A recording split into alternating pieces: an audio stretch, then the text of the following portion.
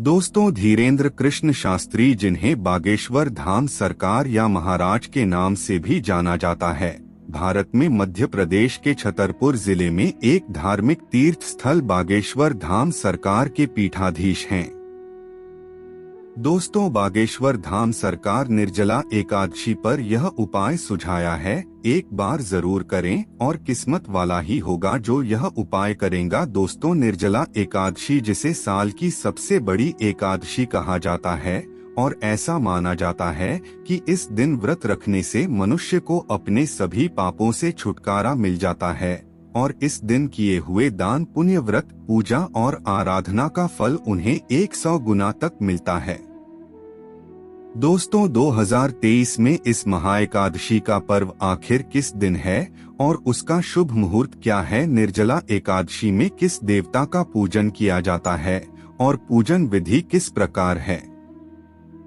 साथ ही निर्जला एकादशी वाले दिन ऐसी कौन सी चीजें दान करनी चाहिए जिससे हम अपने इस जन्म के साथ आने वाले कई जन्मों को सुधार सकें और एक साल की सभी एकादशियों का फल एक ही बार में प्राप्त कर सके। दोस्तों, हिंदू धर्म में एकादशी का व्रत महत्वपूर्ण स्थान रखता है। प्रत्येक वर्ष 24 एकादशियां होती हैं। जब अधिक मास या मलमास आता है तब इनकी संख्या बढ़कर 26 हो जाती है। ज्येष्ठ मास की शुक्ल पक्ष की एकादशी को निर्जला एकादशी कहते हैं। इस व्रत में पानी का पीना वर्जित है, इसलिए इस निर्जला एकादशी कहते हैं। दोस्तों, यह व्रत नर नारी दोनों को करना चाहिए। इस दिन निर्जल व्रत करते हुए शेषशायी रूप में भगवान विष्णु की आराधना का विशेष महत्व है। इस दिन नमो भगवते वासुदेवाय का जप करके गोदान, वस्त्र दान, छत्र, फल आदि का दान करना चाहिए।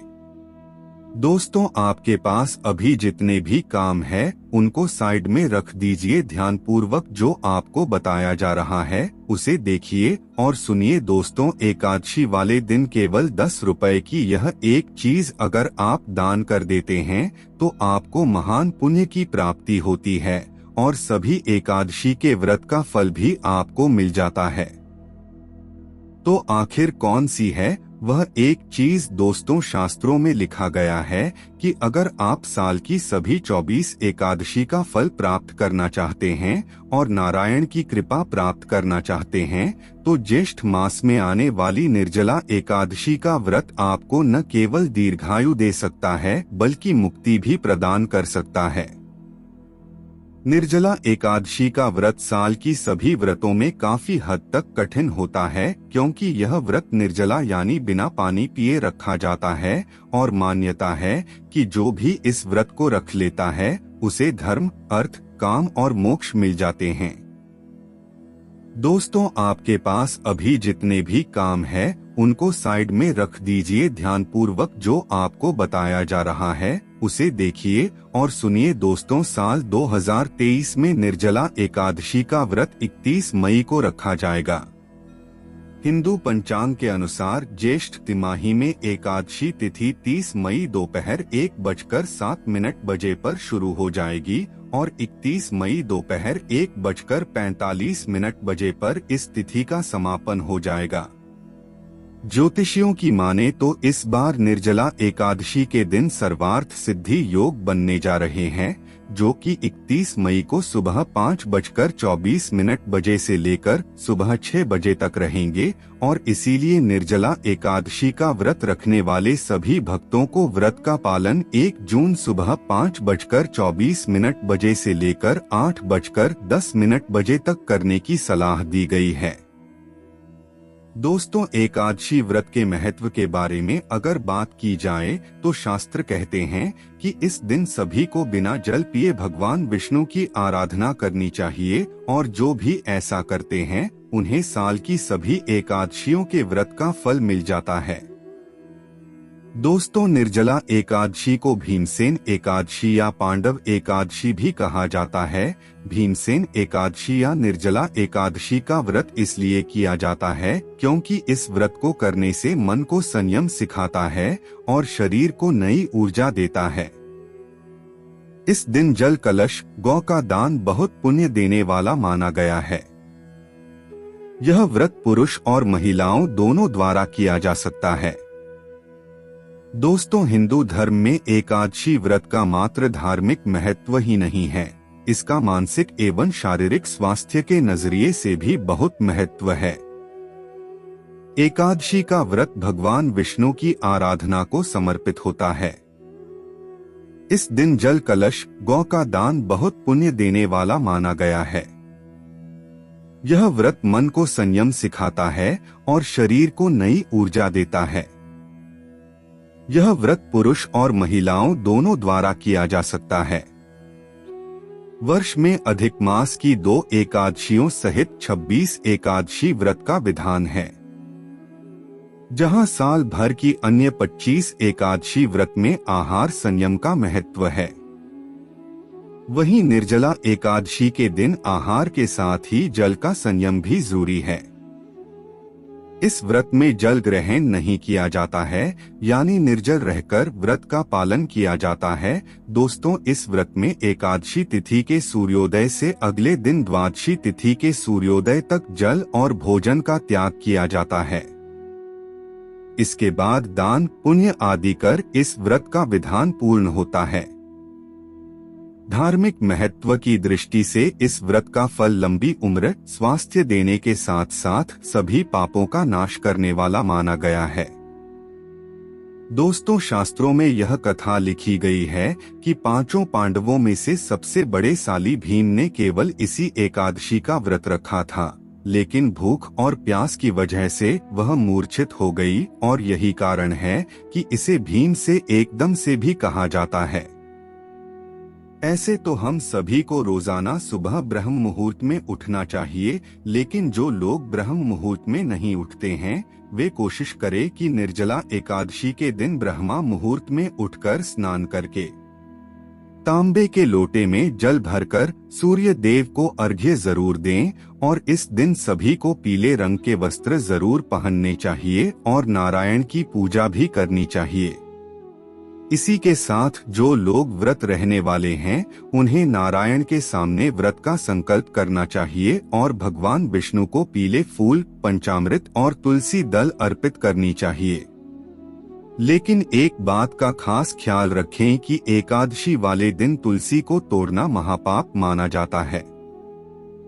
इसीलिए आप 1 से पहले एकादशी का व्रत 31 मई को रखा जाएगा। इसीलिए आप 1 से पहले तो तुलसी पर जल अर्पित किया जाता है और न ही तुलसी माता को स्पर्श किया जाता है। इस दिन नारायण और लक्ष्मी की साथ में पूजा होती है और इसीलिए सभी को लक्ष्मी नारायण के मंत्रों का जाप जरूर करना चाहिए। और अगर आपने व्रत का संकल्प लिया है तो सूरज ढलने तक जल त्याग देना चाहिए। और इसी के साथ इस व्रत में अन्य ग्रह हैं और फलाहार भी नहीं किया जाता। तो इसके बाद द्वादशी तिथि को स्नान करने के बाद नारायण की पूजन करें और उसके बाद जल और अन्न ग्रहण करके व्रत का पालन करना चाहिए। इसी के साथ आपको यह भी बता देते हैं कि बागेश्वर धाम के बाल की सरकार ने निर्जला एकादशी को कौन सी खास वस्तुएं दान करने की सलाह अपने भक्तों को दी है। तो दोस्तों, गुरु जी कहते हैं कि एक बार महर्षि वेदव्यास जी ने पांडवों को निर्जला एकादशी का सारा महात्म्य बताया और उनसे एकादशी व्रत करने को कहा। महर्षि वेदव्यास जी ने बताया कि निर्जला एकादशी साल की सभी एकादशी व्रत फल प्रदान करती है और इस दिन जो व्यक्ति ज्यादा से ज्यादा दान, धर्म, हवन और पूजन करता है, उसे कभी न खत्म होने वाला पुण्य, वैभव और ऐश्वर्य का फल मिलता है और अपने अगले सभी जन्मों तक वह मनुष्य इस एकादशी का पुण्य फल प्राप्त करता रहता है। इस दिन जल का विशेष महत्व होता है क्योंकि यह एक अदृश्य ज्येष्ठ माह में आती है और इस समय वातावरण में भयंकर गर्मी नहीं होती है और सूर्य अपनी पूरी ऊर्जा के साथ धरती पर उसे लौटा देता है। इसलिए जो वास्तविक तासीर में शीतलता प्रदान करती है, अगर ऐसी वस्तुओं का दान किया जाए तो यह सबसे ज्यादा शुभ माना जाता है। गुरुजी कहते हैं कि अगर आप निर्जला एकादशी वाले दिन छाता, वस्त्र और जूते दान करते हैं तो शास्त्रों के अनुसार आप मरने के बाद सोने के विमान में बैठकर स्वर्गलोक को प्रस्थान करते हैं। इसी के साथ निर्जला एकादशी पर जो व्यक्ति गर्मी से बचाने वाली वस्तुएं जैसे अंगरखा, कपड़े आदि दान करते हैं, उन्हें स्वर्ग लोक में जाकर को प्रकार से सुसज्जित वस्त्र और आभूषण पहनने को मिलते हैं। इसी के साथ निर्जला एकादशी वाले दिन खीरा, ककड़ी, खरबूजा दान करने वाले व्यक्तियों की सभी मनोकामनाओं को स्वयं नारायण पूरा करते हैं। इसी के साथ जो लोग इस दिन जल का दान देते हैं और गरीब लोगों को मीठा और ठंडा शरबत पिलाते हैं, ऐसे लोगों को महान पुण्य की प्राप्ति होती है और 1000 अश्वमेघ यज्ञ के बराबर पुण्य फल मिलता है। दोस्तों, गुरुजी कहते हैं कि निर्जला एकादशी वाले दिन गाय की सेवा करना भी आपके लिए फायदेमंद है। हो सकता है इस दिन शास्त्रों के अनुसार गाय को बिना नमक की रोटी पर गुड़ रखकर जरूर खिलाना चाहिए। ऐसा करने से इंसान को उसके सभी पापों से मुक्ति मिल जाती है और उसे धन दौलत और ऐश्वर्य मिलता है। इसी के साथ गरीबों को अन्न, वस्त्र और बिस्तर दान करने से महान पुण्य फल की प्राप्ति होती है।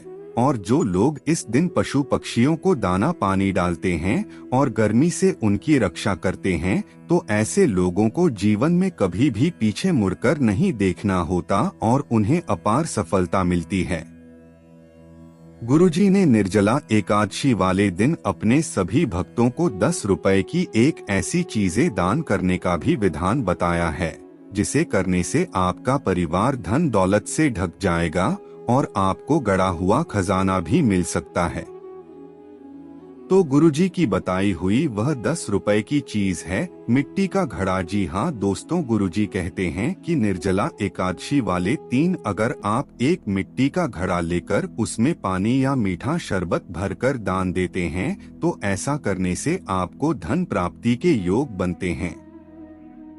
अगर आप अपने किसी भी कार्य में सफल नहीं हो पा रही हैं या फिर आप नई नौकरी शुरू करना चाहते हैं या नया व्यापार शुरू करना चाहते हैं या फिर आपकी कोई भी मनोकामना हो जाए, धन प्राप्ति की हो या चाहे वह सफलता के लिए हो या फिर मनोवांछित फल के लिए हो, वे सभी मनोकामनाएं पूरी हो जाती हैं। लेकिन एक बात का हमेशा ध्यान रखना चाहिए कि आप जो भी दान करें उसके बारे में बाकी लोगों को पता नहीं चलना चाहिए और हमेशा निस्वार्थ भाव से ही दान करना चाहिए। इसी से आपको दान कर पुण्य फल की प्राप्ति होती है। दोस्तों, निर्जला एकादशी की पूजा विधि को जान लेते हैं। दोस्तों, इस दिन सूर्योदय के पहले उठकर स्नान करके विष्णु की उपासना की जाती है। नमो भगवते वासुदेवाय जाप को लगातार करते रहते हैं। इस दिन स्नान व आचमन के अलावा जल का उपयोग वर्जित होता है। आचमन व स्नान में भी जरूरत के हिसाब से ही उपयोग जरूरी है। पूरा दिन निर्जल आहार के व्रत रखा जाता है। दोस्तों, गरीब जरूरतमंद को मीठा, अन्न, कपड़े, जूते का दान किया जाता है। गौ दान भी विशेष रूप से किया जाता है। जो लोग निर्जल नहीं रह सकते वे पूजा के बाद दूध, फल ग्रहण कर सकते हैं। इस दिन अन्न खाने वाले को शैतान की उपाधि दी गई है। दोस्तों, भगवान विष्णु की जल, फूल, प्रसाद चढ़ाकर पूजा करें। विष्णु के मंदिर जाएं, वहां पूजा पाठ में भाग लें। निर्जल व्रत रहें। दोस्तों, शाम को विष्णु जी की मूर्ति बनाएं, उसे दूध, दही, घी, शहद, शक्कर से नहलाएं, फिर इसे पानी से नहलाकर सुंदर वस्त्र पहनाएं। मटका, छाता, कपड़े, अनाज, सोना, चांदी का दान करें। निर्जला एकादशी में रात को नहीं सोना चाहिए, इसलिए रात्रि जागरण करें। दोस्तों, अगली सुबह नहा धोकर दान करें और पानी से अपना व्रत तोड़े। कहते हैं इस व्रत को रहने से किसी भी तरह का पाप जैसे गौ हत्या, ब्राह्मण हत्या, चोरी, झूठ बोलना सभी माफ हो जाते हैं और स्वर्ग प्राप्ति होती है। व्रत के दौरान भगवान का भजन जाप करते रहना चाहिए। रात भर सभी लोग मिलकर जागरण करते हैं। अगले दिन द्वादश के दिन सूर्योदय के पहले नहा धोकर पूजा पाठ किया जाता है। फिर ब्राह्मण को भोजन कराया जाता है। तत्पश्चात मौन रहकर खुद भोजन ग्रहण करना चाहिए।